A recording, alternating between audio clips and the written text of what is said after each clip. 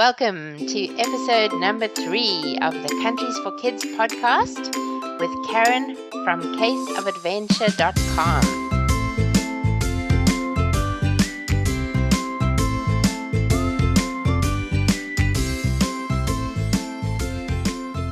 Today we're going to be talking about Italy, the land of pizza and ice cream. Try to have a map of Italy in front of you while you listen so you can spot the cities and things we talk about on the map.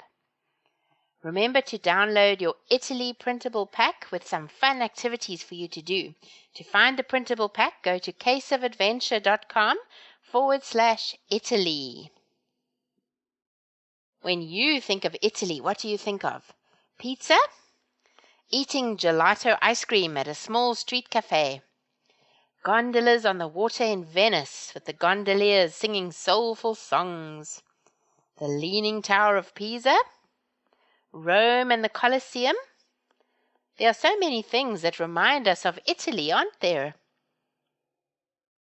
The name Italy comes from the word Italia, meaning calf land. Some say it was because the bull was a symbol of the southern Italian tribes. Go ahead and look for Italy on a map. If you look on your world map, you'll find Italy in Europe, just above Africa, and you'll see that the country of Italy is shaped like a boot. There are 2 islands. Near the toe of the boot is Sicily. Sicily is home to 5 million people and is the biggest island in the Mediterranean. Sardinia is further north and is a smaller island with stunning beaches and mountains. If you look at your map again, you'll see that France borders on Italy, and Switzerland does, Austria, and Slovenia. Can you see them next to Italy? Let's talk about some of the well-known cities in Italy. Milan is known for its fashion designers, and the second largest cathedral in the whole world, Duomo di Milano. I'm not sure if I said that right. Also, the opera house La Scala is there. Genoa on the west coast is where Christopher Columbus was born, and shipbuilding continues there to this day. Venice is a city built on a whole lot of islands. There are canals instead of roads and boats instead of cars.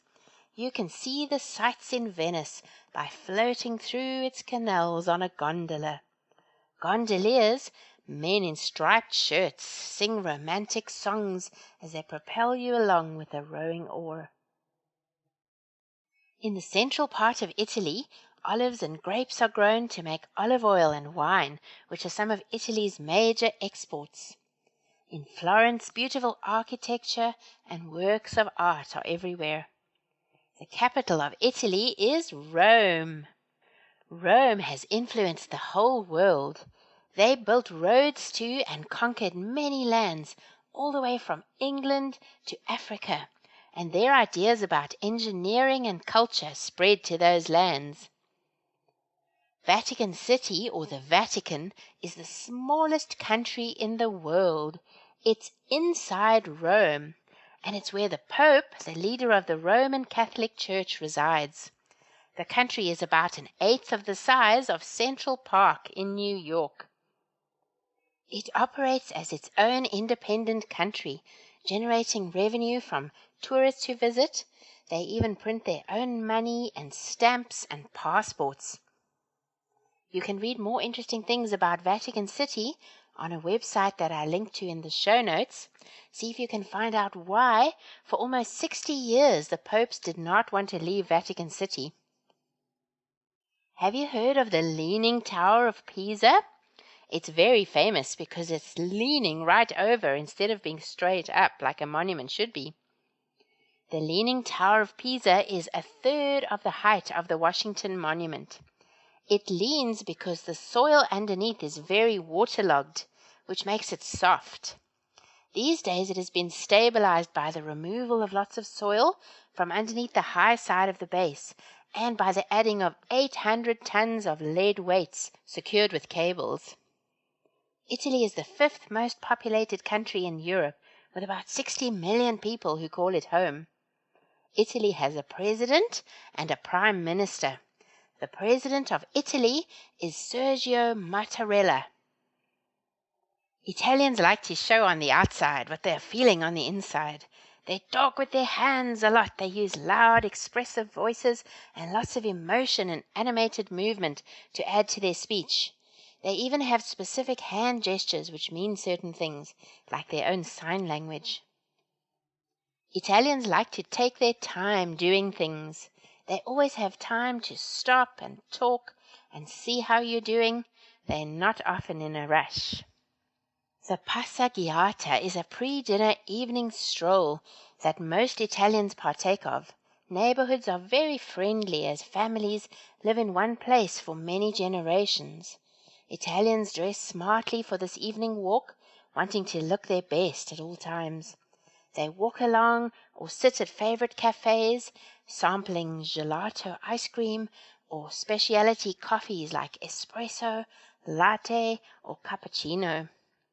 They eat and sip and talk. Then supper is eaten much later, around 9 or 10 p.m. The official language in Italy is, of course, Italian.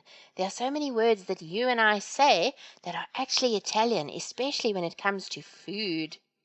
Have a look at the fun video that I've linked in the show notes on how to pronounce common Italian words. For example, pistachio is pistacchio, mascarpone, mascarpone, and bruschetta, not bruschetta. Let's try counting in Italian.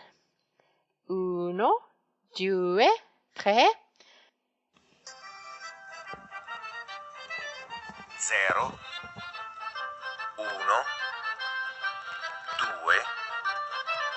3, 4, 5, 6, 7, 8, 9,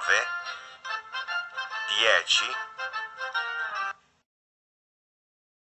Hello in Italian is ciao. Goodbye is Arrivederci. Arrivederci. ciao can also mean goodbye. Good day is buongiorno. Buongiorno. Buongiorno. Please is Per favore. Per favore. thank you is Grazie. Grazie. the Italian national anthem is Il Canto degli Italiani, the Song of the Italians. There's a link in the show notes where you can watch a video and hear their national anthem. Italy is part of the European Union and they use the euro as their currency. Right now, in October 2017, with €1 you could buy 1.19 US dollars, 90p British cents, that's just less than a pound, and 15 South African rand. The Italian flag has 3 vertical stripes, green, white, and red. The green represents the country's plains and hills, white represents the snow-capped Alps, and red the blood spilt in the wars of Italian independence. Others say that the colors of the flag represent faith, hope, and charity. Italy wasn't always an independent country. The Kingdom of Sardinia defeated the foreign countries that controlled parts of Italy and unified Italy as one country. In 1848, the Milanese soldiers defeated the Austrians, who controlled much of northern Italy. About 150 years ago, in 1870, Rome was captured, and finally the Kingdom of Italy was formed. So what's the weather like in Italy? I'm sure we all think of the Mediterranean, lovely sun and beaches. In northern Italy, the summers are very hot and humid, and the winters cold. But in the south, the winters are mild and the summers hot and dry. A typical Italian house is 2-level, made of bricks or stone. The roof is often tiled and the house usually includes an enclosed yard. Some families live in apartment buildings that have grocery stores or bookshops that face the streets, with the apartments on the inside of the buildings, facing a pretty garden courtyard where neighbors can sit and visit.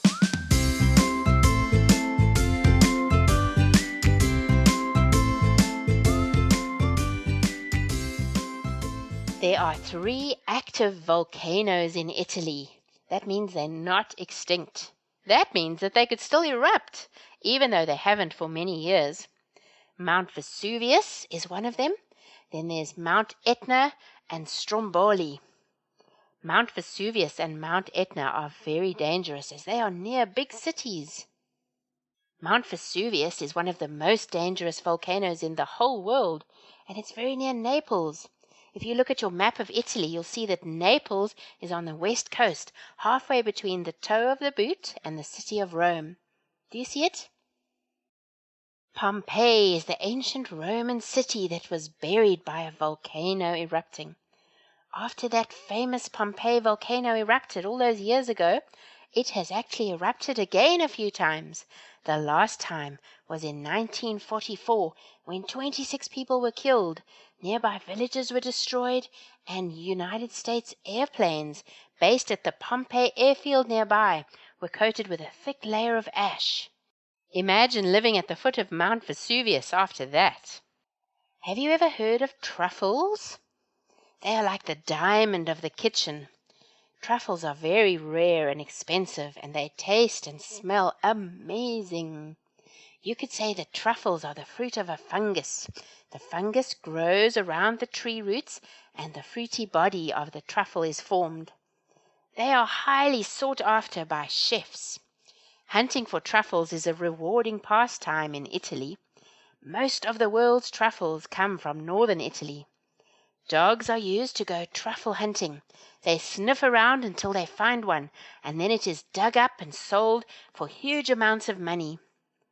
In 2007, a dog named Rocco discovered a truffle in Tuscany that weighed 3.3 pounds. It was sold for $333,000, a world record for a truffle. About 3,000 euros are thrown into the Trevi fountain in Rome every day by tourists. Tourists throw coins into that fountain. That's around 1.5 million euros each year. Legend has it that if you throw 1 coin into the fountain, you will someday return to Rome. And if you throw 2, then you will find romance there. The fountain fills up so fast with coins that the workers need to sweep it every day to collect the coins. The collected coins are cleaned, weighed, counted, and then delivered to a Catholic charity. This organization has used the money for many things, including building a grocery store for the poor and supporting a shelter for AIDS patients. Have a look at the link in the show notes to read more about it. Here are a few unusual laws from places in Italy. In the city of Turin, dog owners must walk their dog at least 3 times a day or risk being fined. On the beaches of Eraclea, on the Venetian Lido, it's illegal to make sand castles or any other kind of sand structure. Isn't that sad? By law, gondoliers in Venice must paint their gondolas black. That's a pity. I think they'd look nice with a flower design or hearts all over them. It's rumored that citizens of Milan are required to smile in public places at all times, except during funerals and hospital visits. I wonder if that's true. A well-publicized law was passed back in 2012 in the town of Falciano del Masico in Campania. Because the town's cemetery is full, the mayor Giulio Fava passed a law making it illegal for the town's residents to die. The mayor told the press that his town's residents were happy with the new law, but unfortunately 2 elderly citizens had disobeyed it. I'm sure this law is more tongue-in-cheek than strictly administered. In 2011, an Italian cat inherited over 10 million euro after his 94-year-old owner passed away, making it the 3rd richest animal in the world. Can you believe there are richer animals than that? The owner, Maria Assunta, left her entire estate to the cat under the care of a trusted nurse. You may not be surprised that Italian law does not allow animals to inherit directly. The city of Venice. Remember the city with the gondoliers that is built on water? Venice is made up of 119 islands, and Venice is sinking. That means that the level of the land has lowered and the sea levels have risen. Flooding regularly occurs there between November and March, and in order to stop this flooding, they created a system of 79 flood barriers fixed to the lagoon bed. If there's a flood warning, they're pumped full of air and raised, and that creates a dam and saves Venice from being flooded. Football is the most popular sport in Italy. Italy has won the Football World Cup 4 times. That makes them the second most successful football team in World Cup history. Most people in Italy don't drive. Italy is built in the old Roman style, so every city is walkable. The roads are narrow. Italian bus drivers drive through intense traffic and narrow roads at high speeds. I guess you could say they're very good drivers. Italians travel by trains a lot, especially for long distance. In the cities, people use the bus or travel by bicycle or scooter. Have you heard of the Vespa? Perhaps the narrow roads are why there are all those small sports cars from Italy, like Ferraris and Lamborghinis, that are made there. Have you heard of an Italian car called a Ferrari? Well, Ferrari is one of the most popular Italian surnames. It's as common as Smith is in England. In fact, Ferrari comes from Smith, meaning iron, like a blacksmith. There's a special Polizia Lamborghini, which was modified for its police duty. Maybe so that the policemen can drive as fast as the crooks they are chasing. In Italy, there's a statue of Jesus Christ that is submerged underwater. An Italian diver named Dario lost his life scuba diving in 1947, and that's why the statue was sculpted. It's 10 meters down under the surface of the water, and lots of scuba divers dive down to pay their respects. Have you heard of Galileo? He's a very famous Italian scientist, mathematician, and astronomer. He was born in Pisa in Italy in 1564. Strangely enough, 3 of his fingers and a tooth are on display at a museum in Florence. Ew. There's a link in the show notes where you can read more about that. Things that were invented in Italy. The radio, the piano, the thermometer were all invented in Italy.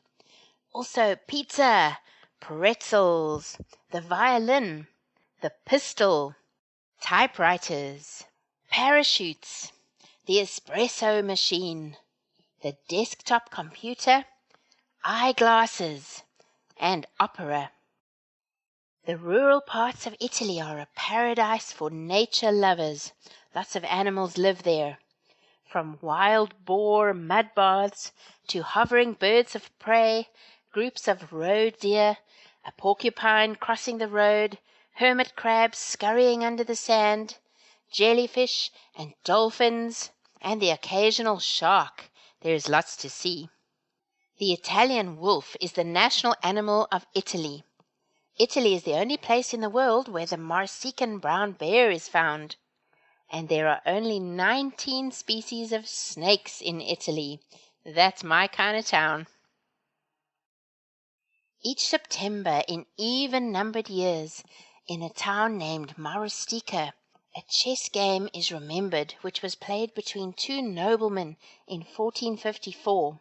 They competed to win the hand of a lady. Now the town remembers the match by setting up a life-size chessboard in the main piazza. People dress as chess pieces and stand on the board.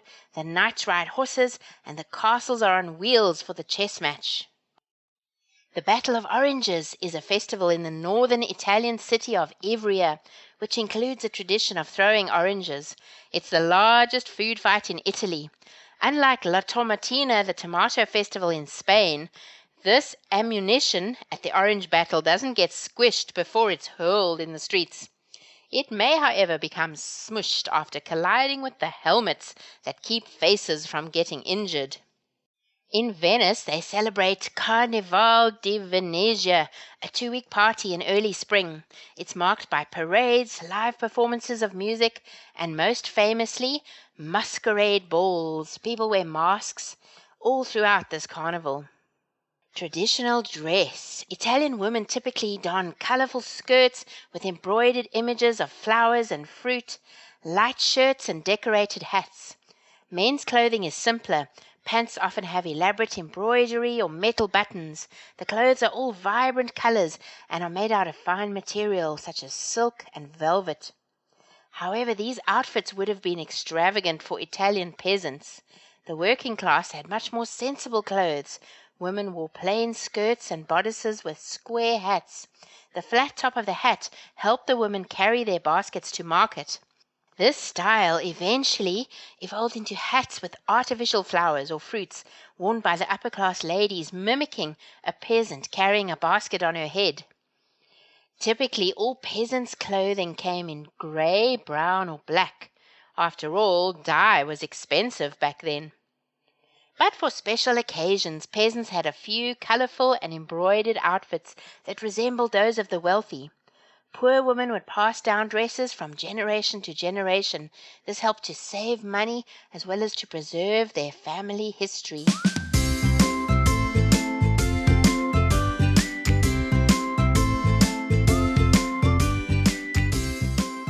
Some say that the Italians cook with the colors of the Italian flag. They love to use basil, which is green, mozzarella, which is white, and tomatoes, red. Pizza was invented in Naples, in Italy. Have a look in the show notes at the link and you can read more about that. I'm quoting from the website. A pizza without toppings like a flatbread dates back to the ancient Greeks and Romans. They both ate baked flatbreads that were topped with olive oil and local spices. The pizza we're all familiar with, the kind with tomato sauce, cheese, and toppings, originated in Italy. Sometime around 1889, Italy's royal couple, Queen Margherita and King Umberto I, toured their kingdom. The Queen took note of the large flatbread being consumed by the workers. She tried it and loved it. She called Chef Raphael Esposito to her palace, where he created a variety of pizzas for her. In honor of her name, he designed a pizza with toppings in the colors of the Italian flag: red tomatoes, white mozzarella, and green basil. This pizza became her favorite and is known to this day as the Margherita. Her love for pizza made her incredibly popular among her subjects. Most royals would never have dined on peasant food, much less encouraged its spread. Pizza sauce is usually tomato-based. However, the list of unconventional pizza sauces includes pesto, Alfredo, ketchup, and barbecue. White pizza recipes often eliminate the sauce altogether, replacing it with garlic butter. Pizza made its way to Spain, France, England, and the United States via Italian immigrants. It didn't gain popularity until after World War II, when returning soldiers sought out the food they had grown to love while fighting overseas. The first United States pizzeria, G. Lombardi's, was opened in 1905 and is still open today using its original oven, though it's changed its location.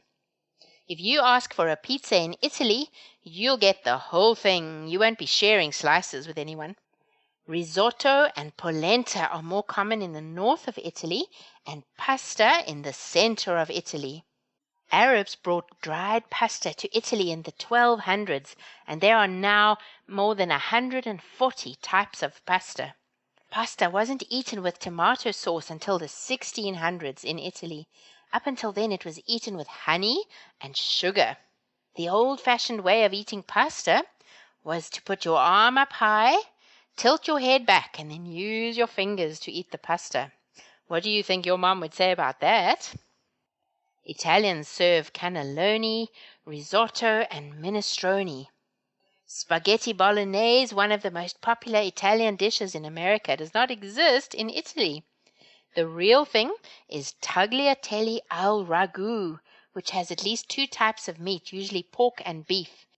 It's often cooked for 18 hours. The longer you cook it, the better it tastes. There's also no Alfredo sauce in Italy and no meatballs in spaghetti. Gnocchi is a type of pasta made from potatoes. Many cheeses originate in Italy. The most well-known are mozzarella and parmesan. Ciabatta was invented in 1982 by Francesco Favaron because French baguettes were becoming too popular for his liking. Because the climate is perfect for growing grapes, Italy is also famous for its wine. Italy and France are the leading wine-producing nations in the world. Like Italian food, Italian wines vary by region, and they are known for going perfectly with Italian meals.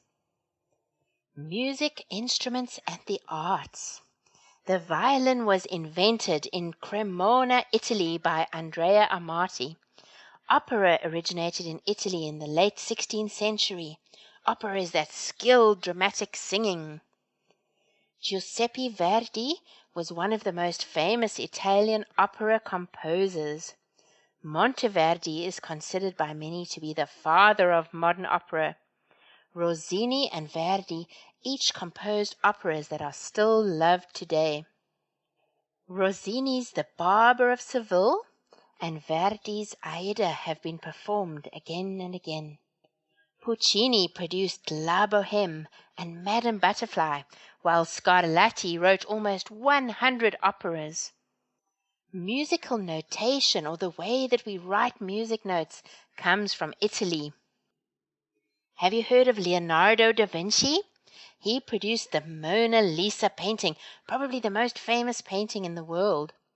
Da Vinci was an incredible man, creating sculptures as well as paintings and inventing all sorts of gadgets and fanciful items. He even created sketches for flying machines hundreds of years before man created the aeroplane. When Leonardo da Vinci was a boy, his father was in a village and met a peasant who had carved a round piece of wood that he wanted to get painted. He gave it to his son Leonardo, who liked to paint. Leonardo painted a cave and a fierce dragon on it that was so dramatic that it actually gave his father a shock when he saw it. His father was so impressed with it.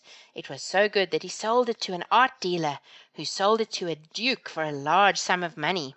And Leonardo's father bought a cheap shield of the same shape with a simple design on it to pass on to the peasant.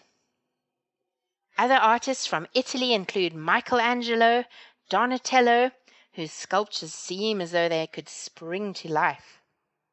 In Florence, you'll find expert silk weavers who work on a loom designed by Leonardo da Vinci. Italy is a Catholic country, but sadly many people have lost faith not only in the Catholic Church but in God altogether.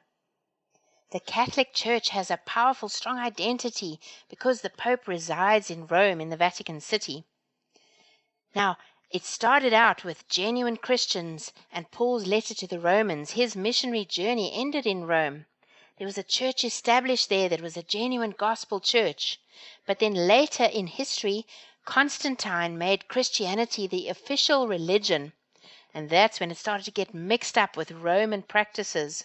It became the Roman Catholic State Church. As a result, believers who disagreed with the Catholic Church's doctrines were forced literally underground to meet in the catacombs. Largely untouched by the Protestant Reformation, Italy has never seen widespread biblical revival, and Italians are cynical about the Church. Even though 82% of Italians profess to be Christians, only 3% practice their faith. The challenges for missionaries in Italy are great. They need missionaries who are happy to go, who won't give up, who are mature in their faith, and who are willing to share the gospel with the people who may not be that interested at first, but who need the Lord. I'm going to end off with a story from one of my favorite children's books. It's a series, and this one is Drina Dances in Italy by Jean Estoril. This part of the story is where Drina is traveling from the mountains of Switzerland by train over into the country of Italy. The Rhone Valley was so far below that it was almost like being in an aeroplane. Down and down and down they went at a great speed, never more than a few feet from the precipice. Drina stood near an open window with her hair blowing, singing under her breath. Later came the Simplon Tunnel, so black, hot, and noisy. And then, incredibly, they were in Italy, and everything was miraculously changed. Peeling pink and yellow washed houses instead of trim wooden chalets, vines growing on stony terraced hillsides, dark shabby children waving to the train. Italy, thought Drina, and felt her spine creep with a sharp, nameless excitement. They were having lunch when the train approached the northern reaches of Lake Maggiore, and though the food was so strange and delightful, Drina could scarcely bring herself to eat. It was so beautiful, like nothing she had ever seen before. Blue water, a blaze of blossoming trees, pink and yellow and white villas with exotic gardens that went down to the lake, bright boats. "Oh, those islands!" she cried, for they were like something out of a dream, floating on the still water, the largest one crowned with a palace or a castle. "The Borromean Islands," said Signora Carletti, much pleased with her delight. "That is Isola Bella." "It is beautiful," said Drina, and felt as though she had lost something lovely and strange when the lake was left behind and they were flying across the plain towards Milan. Drina was never to forget that first sight of the great Piazza del Duomo. For several moments she simply stood and gaped, with some of the hundreds of pigeons gathered about her feet, the crowds of people enjoying the warm sunshine, the sound of Italian on every hand, the impressive facade of the cathedral, the pinnacles and statues soaring up into the sky. All took her breath away. Apart from London, she had seen few cities, and the noise, the slightly alien atmosphere, the huge buildings all around, were quite a shock. But it was a pleasant, even an exciting shock. She stood for some time examining the great bronze door of the cathedral, and then entered the vast building, where the sunlight streamed through stained-glass windows and candles flickered before many an ornate altar. In the Piazza alla Scala, Drina gazed with awe at the frontage of the famous opera house. This is part of a letter that she wrote to her friend about Italy. "I hope you got the card from the Galleria Vittorio Emanuele. It leads through from the Piazza del Duomo to the Piazza alla Scala, and has lots of restaurants and shops. One shop sells the loveliest carved animals, and I bought a little deer. I do love Milan, though it isn't really at all picturesque. It is huge and busy and important feeling. I could sit in the Piazza del Duomo for hours, just absorbing the foreign atmosphere and watching the people. I love to walk in the public gardens and watch the children playing. Most of them are very good-looking, and though some look terribly poor, they seem happy. Yesterday we went to Santa Maria del Grazie to see Da Vinci's painting of the Last Supper. It is actually in the refectory next to the church. It was quite strange to see it in reality after being familiar with it for so many years. Thank you for listening to this podcast about Italy. I hope you enjoyed it as much as I did. It's so fascinating to learn all these things. Don't forget about the pack that you can download and print with all kinds of fun activities. That would be at caseofadventure.com/Italy. Have a fabulous week, and we'll see you next time.